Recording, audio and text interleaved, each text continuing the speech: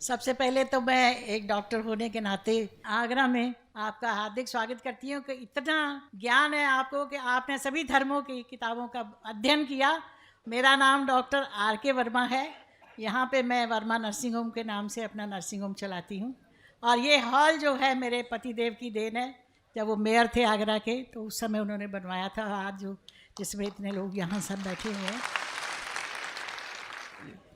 मेरा एक छोटा सा सवाल है और बहुत दिनों से घुमड़ता है अंदर कि आप सब लोग हर साल अपना एनुअल फंक्शन जो है मक्का मदीना मनाने जाते हैं, तो वहाँ हिंदू को, ईसाई को और धर्मों के लोगों को क्यों नहीं जाने की इजाज़त है? जैसे आप लोग जाते हैं, क्या हम लोग नहीं जा सकते वहाँ पे? वो हमारे लिए भी तो एक तीर्थ स्थल है। जब आप हिंदू मुसलमान में कोई फ़र्क नहीं समझते तो फिर वहाँ जाना हमारे लिए प्रोहिबिटेड नहीं होना चाहिए। डॉक्टर वर्मा साहिबा ने बहुत अच्छा सवाल पूछा और ये मेरी किताब में 10वां सवाल है जो गलतफहमी नंबर 10 है। मेरी किताब आप पढ़ेंगे गलतफहमी नंबर 10।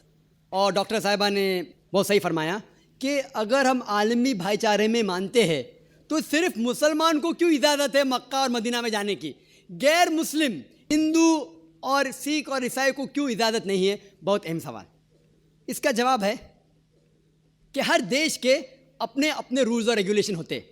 मिसाल के तौर पे मैं हिंदुस्तानी हूँ, लेकिन मुझे कुछ हिंदुस्तान के इलाके में जाने की इजाज़त नहीं है जिसे कहते हैं कैंटोनमेंट एरिया। सिर्फ मिलिट्री के लोग, सिर्फ वो लोग जो देश की हिफाजत में लगे हुए हैं, वो लोग वो कैंटोनमेंट एरिया में जा सकते। मैं इन्हें झगड़ सकता हूँ, मैं इस देश का नागरिक हूँ, मुझे क्यों नहीं जाने देते? नहीं, ये गवर्नमेंट का रूल है। ये कैंटोनमेंट एरिया है, मतलब खाली वो लोग, वो शख्स जो मिलिट्री के लोग हैं, जो देश की हिफाजत में लगे हुए, सिर्फ उनको इजाज़त है। ये रूल है। इसी तरीके से मक्का और मदीना मेरे हिसाब से इस्लाम का कैंटोनमेंट एरिया है। वो लोग, सिर्फ वो इंसान जो इस्लाम के लिए जान देने को तैयार है, वो लोग को अलाउड है, बाकी लोग को नहीं।